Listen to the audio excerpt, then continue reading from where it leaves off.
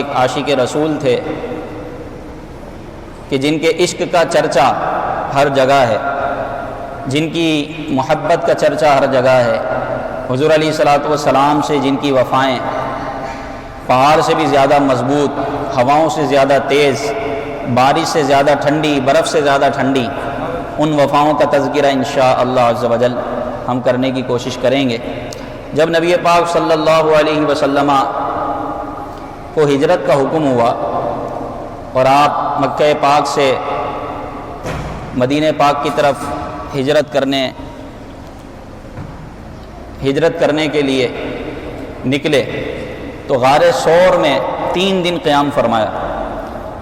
جب کافروں نے ظلم و ستم کی انتہا کر دی صحابہ کرام کو، حضور علیہ السلام نے ہجرت کا حکم دیا اور پھر خود اپنے یار غار یار مزار سیدنا صدیق اکبر رضی اللہ تعالی عنہ کے ہمراہ ہجرت کے ارادے سے نکلے اور غار ثور میں 3 دن قیام کیا۔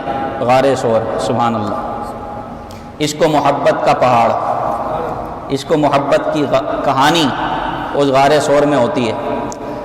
تو غار ثور میں تشریف فرما رہے، 3 دن آپ نے وہاں قیام فرمایا۔ ایک روز مکہ مکرمہ کے بڑے کافر عبداللہ بن جدعان، یہ مکے کا بڑا کافر تھا، بڑا رئیس تھا، امیر تھا، اس کا ایک غلام بکریاں چراتے ہوئے اس غار کی طرف نکل آیا۔ عبداللہ بن جدعان کا غلام بکریاں چراتے ہوئے غار ثور کی طرف آ گیا۔ جب محبوب خدا عز و جل وصلی اللہ علیہ وسلم نے دیکھا تو پکارا، یا راعی حل من لبن، اے بکریاں چرانے والے، کیا کچھ دودھ ہے؟ کیا کچھ دودھ ہے؟ غلام نے کہا جی ہاں، ایک بکری ہے جس میں میرا حصہ ہے، یعنی ساری بکریاں میرے آقا کی ہیں، ان میں سے ایک بکری کا دودھ میرے لیے الاؤ ہے، وہ حصہ جو میرے لیے ہے میں آپ کو اِثار کرتا ہوں، آپ کو پیش کرتا ہوں۔ اللہ اکبر۔ ایک بکری حضور کی بارگاہ میں پیش کر دی تو نبی پاک صلی اللہ علیہ وسلم نے فرمایا کہ وہ بکری لے آؤ۔ بکری بارگاہ رسالت میں پیش کر دی گئی تو اپنے مقدس بے مثال قدرت والے ہاتھوں سے نبی پاک صلی اللہ علیہ وسلم نے اس بکری کا دودھ نکالا، جو کہ انتہائی لاغر اور کمزور تھی۔ جب آپ نے بکری کا دودھ نکالا تو پیالہ دودھ سے بھر گیا اور آپ نے خود دودھ نوش فرمایا، دودھ ختم ہو گیا۔ پھر دودھ نکالا اور پھر پیالہ بھر گیا اور وہ دودھ اپنے یار غار یار مزار صدیق اکبر کو عطا فرمایا۔ صدیق اکبر نے پیٹ بھر کر پیا۔ آپ نے پھر دودھ نکالا، دودھ نکلا اور پیالہ بھر گیا اور پھر وہ دودھ کا بھرا ہوا پیالہ اس غلام کو عطا فرمایا، اس غلام کو عطا فرمایا۔ اس غلام نے بھی پیٹ بھر کر پیا، لیکن بکری کے تھن دودھ سے بالکل بھرے ہوئے تھے، یوں لگتا تھا کہ دودھ بالکل بھی نہیں نکالا گیا، بکری کے تھن دودھ سے بھرے ہوئے تھے۔ اور پھر جب آپ نے دودھ نوش فرما لیا، صدیق اکبر نے دودھ نوش فرما لیا، اس غلام نے دودھ پی لیا، تو نبی پاک صلی اللہ علیہ وسلم نے ارشاد فرمایا، کیا اسلام قبول کرو گے؟ اس غلام سے ارشاد فرمایا، کیا اسلام قبول کرو گے؟ اس غلام نے چہرہ مصطفیٰ کا حسن تو دیکھ ہی لیا تھا، حضور علیہ الصلوۃ والسلام کے جلووں سے سیراب ہو چکا تھا، اور پھر نبی پاک صلی اللہ علیہ وسلم کا یہ معجزہ اس نے اپنی آنکھوں سے دیکھا کہ ایک کمزور اور لاغر بکری ہے جو ایک پیالہ بھر دودھ دینے کے قابل نہیں ہے، اس سے دودھ 3 مرتبہ نکالا گیا اور اس کے تھن دودھ سے بھر گئے، اور دودھ نکلنے کے باوجود یوں لگتا تھا کہ تھن سے دودھ نکالا ہی نہیں گیا۔ اس نے فوراً اسلام قبول کر لیا۔ عاشق تو پہلے ہو چکا تھا، اب کلمہ پڑھ کر وہ مسلمان بھی ہو گیا۔ اللہ اکبر۔ اب یہ غلام اپنے آقا کے پاس واپس گیا بکریاں لے کر۔ جب آقا نے بکریوں کو دیکھا تو ساری بکریوں کے تھن دودھ سے بھرے ہوئے تھے۔ وہ بڑا خوش ہوا عبداللہ بن جدعان، اور کہا کہ آج کہاں لے کر گئے تھے بکریاں؟ یہ تو اتنی کمزور لاغر بکریاں تھیں جن کے تھن خشک ہو چکے تھے، آج کون سی چراگاہ پر لے کر گئے تھے؟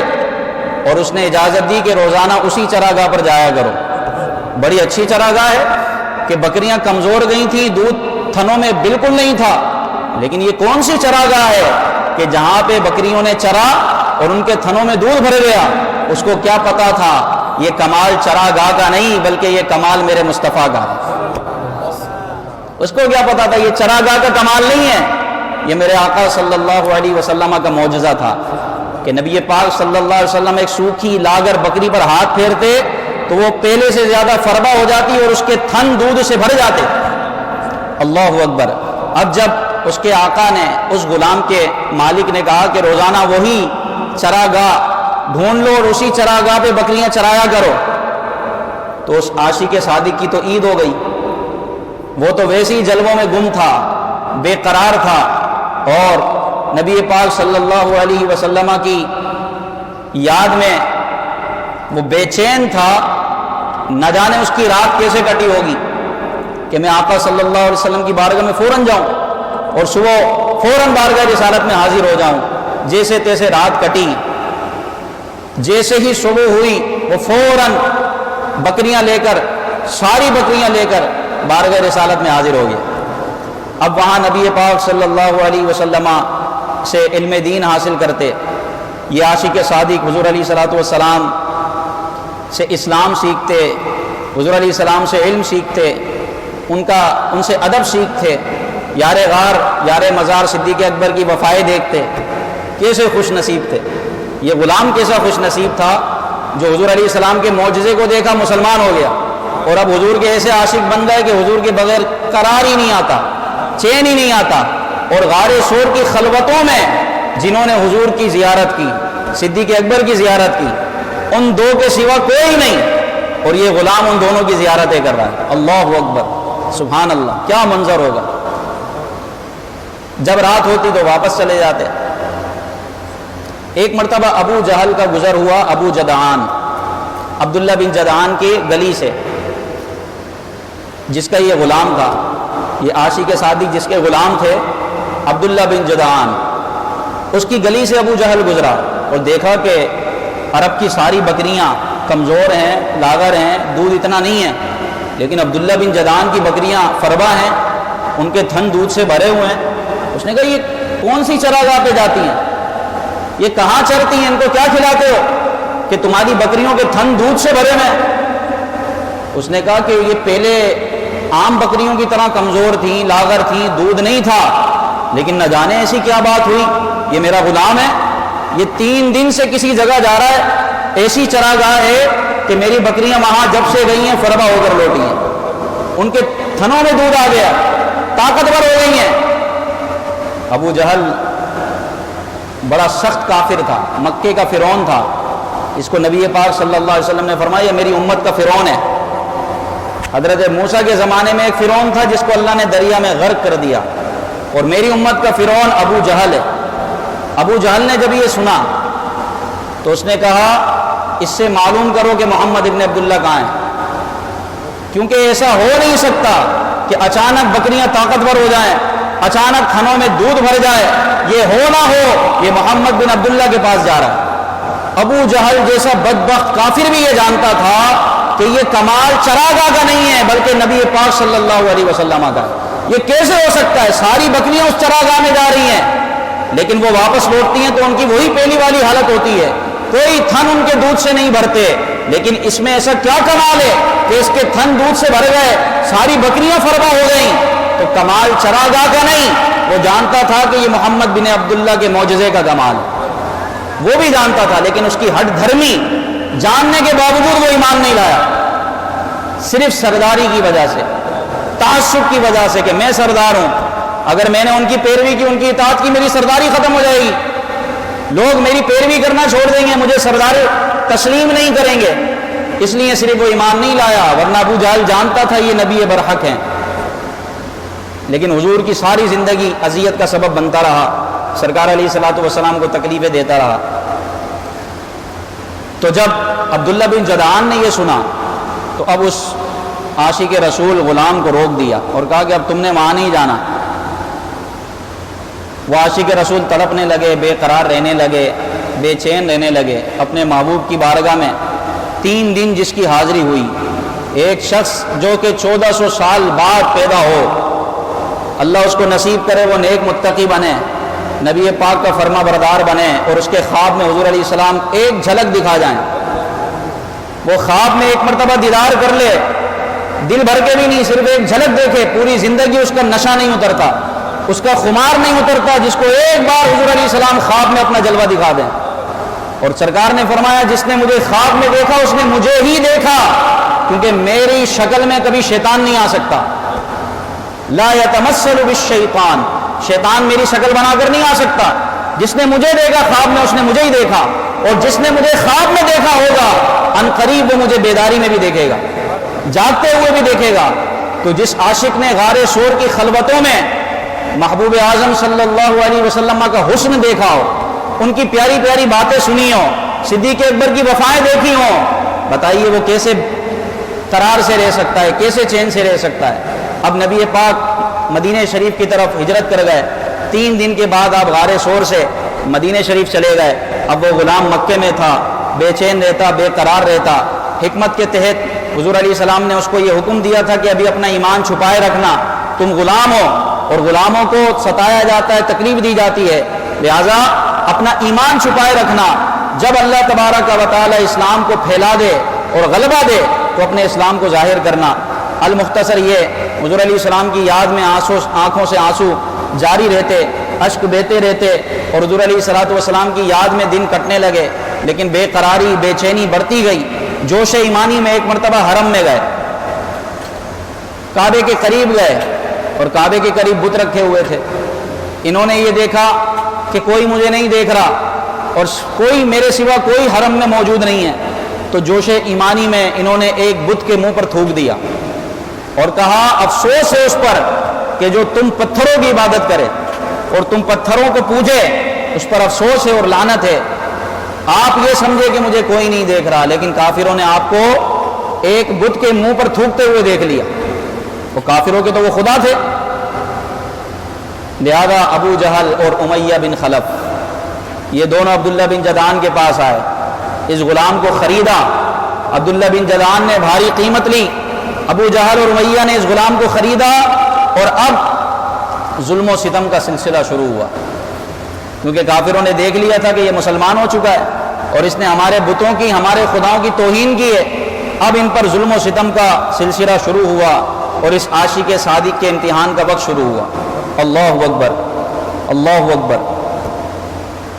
ابو جہل اور امیہ بن خلف اس عاشق کا ہاتھ پکڑ کر مکے کی تپتی ہوئی سرزمین پر اور مکے کی گلیوں پر اور مکے کے صحرا میں لے گئے، تپتی ہوئی ریت پر جسم ننگا کر کے لٹا دیا، سینے پر پتھر رکھ دیا اور بولے اکفر محمد، محمد کے رسول ہونے کا انکار کر، محمد کا انکار کر دے۔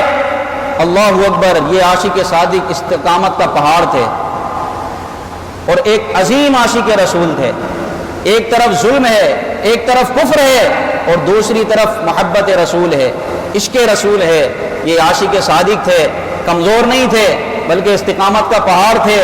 جب جب ان پر ظلم کیا جاتا، ان کو کوڑے مارے جاتے، مکے کی سرزمین پر تپتی ہوئی زمین پر ان کو لٹا دیا جاتا، اللہ اکبر، ان کی زبان پر صرف یہ کلمہ تھا ربی اللہ، ربی اللہ، اللہ احد، اللہ احد، میرا رب اللہ ہے، اللہ ایک ہے، اللہ ایک ہے، اللہ ایک ہے۔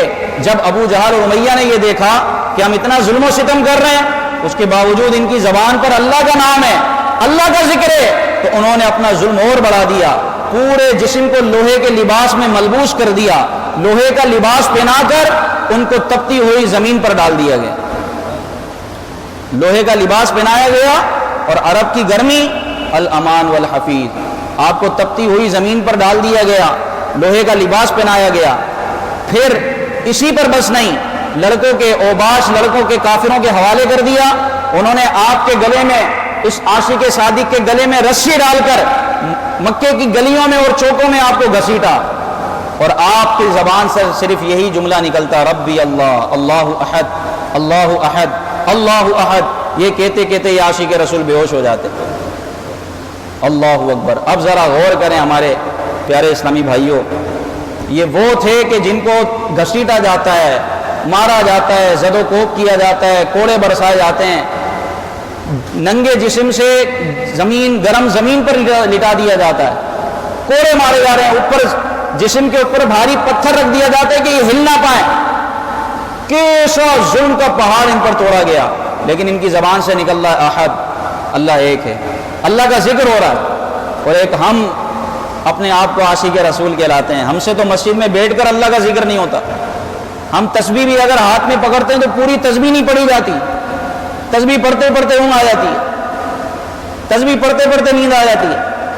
اللہ کا ذکر ہم سے نہیں ہوتا، ہم سے نمازیں نہیں پڑھی جاتی. اور یہ کیسے عظیم لوگ تھے یار، اب غور کریں، یہ کیسے عظیم لوگ تھے. آخر کیا تھا ان میں ایسا؟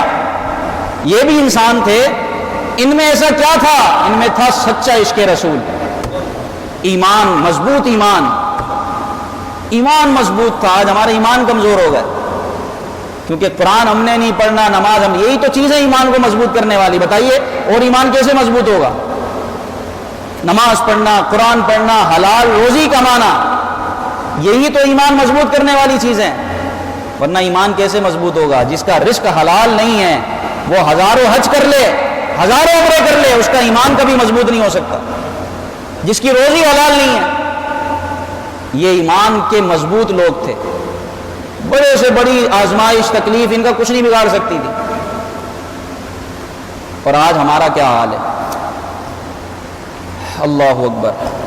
نبی پاک صلی اللہ علیہ وسلم کو معلوم ہوا تو ایک روز حضور علیہ السلام نے ارشاد فرمایا، کاش کسی طرح اس غلام کو خرید کر آزاد کر دیا جائے، کاش کسی طرح میرے اس عاشق کو خرید کر کوئی آزاد کر دے، کوئی اس کو اس ظلم سے نجات دلائے. جب نبی پاک صلی اللہ علیہ وسلم کی یہ درد بھری خواہش کہ کاش میرے غلام کو آزاد کر دیا جائے، کاش اس غلام کو ظلم سے نجات دلائی جائے، اس غلام کو کوئی خرید کر آزاد کر دے، آپ کی یہ درد بھری خواہش جب یار غار یار مزار سیدنا صدیق اکبر رضی اللہ تعالیٰ عنہ سنتے ہیں، فوراً جاتے ہیں امیہ بن خلف کے پاس اور بھاری قیمت ادا کر کے اس غلام کو خرید کر آزاد کر کے نبی پاک کی بارگاہ میں لے کر آتے ہیں، آزاد کر دیتے ہیں، بھاری قیمت ادا کرتے ہیں اس غلام کی. اور وہ غلام اپنے آقا و مولا سید الانبیاء، وہ عاشق رسول اپنے محبوب صلی اللہ علیہ وسلم کی بارگاہ میں حاضر ہوتا ہے. اور پھر ایسا حاضر ہوتا ہے کہ حضور کے وصال تک سرکار علیہ الصلوۃ والسلام کے ساتھ ہی رہتا. پیارے اسلامی بھائیو، جانتے ہیں وہ عاشق رسول کون تھے؟ وہ عاشق صادق کون تھے؟ سید المؤذنین، صحابی رسول حضرت سیدنا بلال حبشی رضی اللہ تعالیٰ عنہ. یہ کوئی اور نہیں تھے بلکہ حضرت سیدنا بلال حبشی رضی اللہ تعالیٰ عنہ تھے.